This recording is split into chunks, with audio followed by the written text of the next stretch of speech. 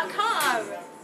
Because I actually had Shaq interested in shooting underhand free throws after the Olympics in Atlanta, because I was there with my wife, who ran the women's programs for the United States for 12 years. And so I was at the Olympics and got to stay there at the hotel and ate with the guys. And so I was around Shaq, and I got him convinced to try the underhand free throw. And if I had gotten him to do that, there's no doubt he would have improved his free throw shooting, because I mean, even SoCooL Bob can actually shoot 80% over there. I mean, you know, come on, just look at him. If he can shoot 80%, anybody can. I can tell you one thing though, he says, I would rather shoot 0% from the free throw line than ever shoot them underhanded. For anybody to make a statement like that he doesn't give a shit about his team, and he's willing to shoot 0%, and he would rather shoot 0% than try something that might help him be better, that he would do that, I said, that tells you a little bit about Shaquille O'Neal. All that being said, if I were young today, I would want him as my center. Well, Shaq had a broken wrist. Shaq cannot, first of all, he gets it up in his fingertips, right, which is the worst thing you can do. And then he has a wrist that got broken, and he can't get his hand back to parallel. So he's here, and he's shooting it here, and he's always kind of pushing it. I mean, forget it. You got no chance. I mean, there's no way. He's the perfect candidate for underhand because his wrist would not be a problem. Like he had one of the great coaches, I forget who it was, comes up to me, meets me, oh, hi, so I'm Shaq, you know, I'm working with Shaq. And I said, well, you need to work on his underhand free throw. He says, oh, we tried that. And I was looking at the guy like, what do you mean, tried that?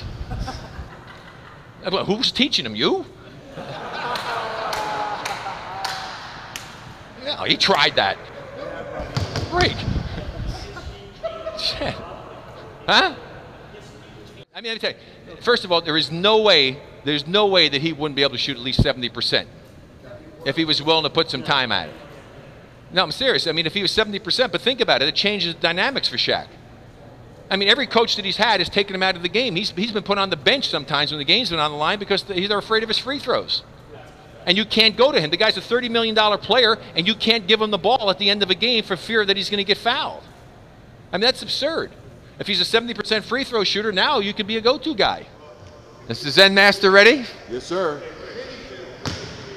Free throws are probably one of the most abused parts of the game when you think about it, because as I told everybody, it's the only time when nobody's trying to stop you from doing what you're trying to do. And so to not be able to shoot, to me, 80% is ridiculous. I mean, you get to miss 1 out of every 5 you take, and nobody's trying to stop you. It's the same distance, the ball's the same size, the basket's the same size, everything is a constant. And there's nothing else like that in the game. When you shoot a free throw, the critical element to me is that you have to have a routine. Watch some guys shooting, and you'll see guys shoot, and there's a lot of guys when they shoot, they never do it the same way twice. Well, first of all, when that happens, you have nothing to fall back on. You have to get to that line, and let's say the game is over, you got to shoot 2 free throws, you're down 1, you got 2 free throws. You can win the game, right? Well, when you get to that line, all of a sudden you're there, you're thinking, oh God, wait a second, I got to make both of these free throws to win the game. But what happens is if you have your routine, you get to the line, you get the ball in your hands, and what do? You all of a sudden, you go to your routine. Your mind is not thinking about, hey, I got to make these 2 free throws to win the game. And so the routine is what you have to do. And that's what every time when you practice, you do the same thing, wherever it is. I mean, I always pick a spot out, and I get it like this isn't the same ball we play, but with the NBA ball, I'd always put my hand the same spot, so I'd have the NBA thing right here, or whatever, the Spalding thing, and my hand was always on the same place every time I shot it. And that's the same thing you should do, is that if you're going to get the routine, get it down so that you know that you got your hand in the right spot. So like if you go like here even, I don't like to ever do the seam. I don't ever put my fingers on the seam of the ball. So if you put it here, figure a spot that, okay, where does that make sense so that I know that my hand's in the right spot on the ball every time. So if it's here, I got my hand here, like on this thing here, underneath the ball, let's see where I am. Oh, my middle finger is right here on this mark. So when I go here, if I go it, I would do my 3 bounces, put my middle finger so I know my hand is there, or even go like this, get it there, turn it over, do whatever I got to do, but do it that way every time. Now, the reason I shot free underhand is that I was like 73 to 75% free throw shooter. And my father, who played semi-pro and coach, asked me to try underhand. And I had the same reaction that people have now when you ask them to shoot underhand. What, are you kidding me, Dad? They're making fun of me. It's a sissy shot. I'm not going to shoot that way. And he kept bugging me and saying, son, you can be a better free throw shooter. You know, you're only shooting 70-something%. He said, you can shoot it better, and you really should try it. Well, thank God that he was a pain in the ass to me, actually, because he drove me nuts with it, and he was persistent, and I finally said, all right, let's go do this, because I figured if I don't do it, he's going to drive me nuts, so let's get him off my back, I'll go do it, and it'll be over with. And so that summer, and I think it was before my junior year in high school, and so I went out, I had him teach me, and I really tried to do it and worked at it, and all of a sudden, you know, it didn't take me very long to say, you know, this really isn't too bad. This makes a whole lot of sense. Because everything you do in the game, you're up here playing defense, at least you're supposed to be, right? Your rebound up here, you're shooting up here. This is not a natural position. And so when you got to go late in the game, especially and you're a little tired, and you got to get your arms up over here, you know, it's easy to get a little tired. I mean, you're tired, you come up a little short. Free throws is what? Totally here, underhand. Total, natural, relaxed position, so I never had to worry about being tight and tired. And the more I practiced with them, the more confidence I got in it, the better I felt with it. And also, it's a much softer shot. When I shoot the ball up there, the ball just dies, so it's not going to hit the rim and clang off. And so I just kept working on it in the summer, and I said, this is pretty damn good. So I just kept practicing and practicing and getting more confidence in it, more confidence. And then that year when I shot him, I actually had enough courage to shoot him, and I shot over 80% for the first time, and I kept getting better. And then later in my career, I changed what my dad taught me, because he had a lot of wrist in the shot. And I decided to I said, you know, I think I can make this better. And so I took the wrist out of it. Instead of this, I just did this. So there's really very simple thing, just a simple rolling together of the hands. And that's when I really started shooting in the 90s. And I got up to 94.7 one season. The best years of my career were really late. And so the whole key to this thing is just being relaxed.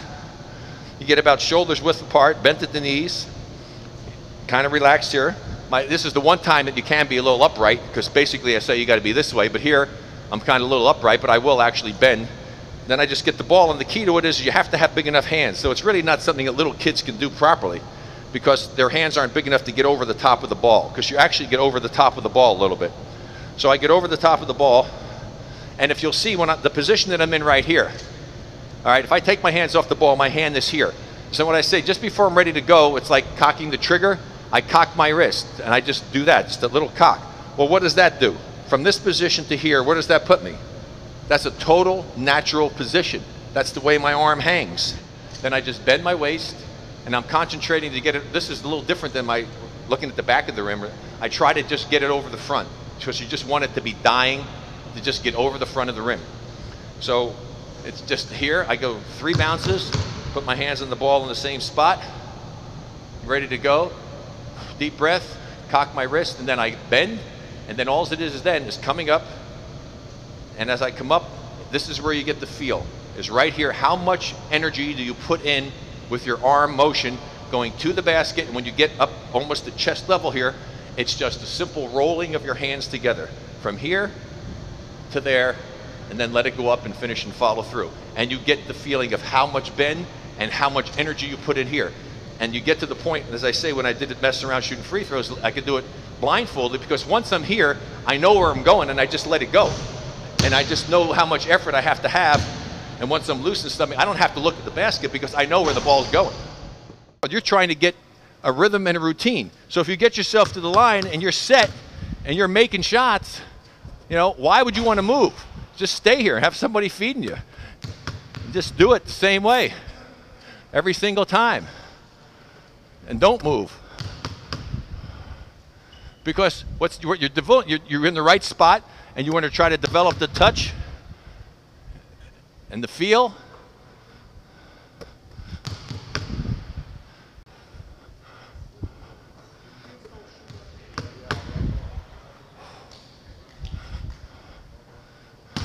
I'm getting a little rhythm here, Jimmy.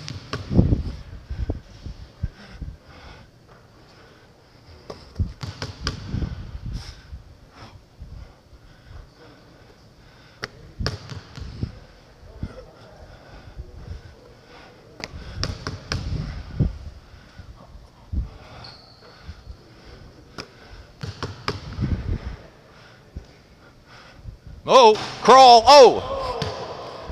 Anyway, it's simple.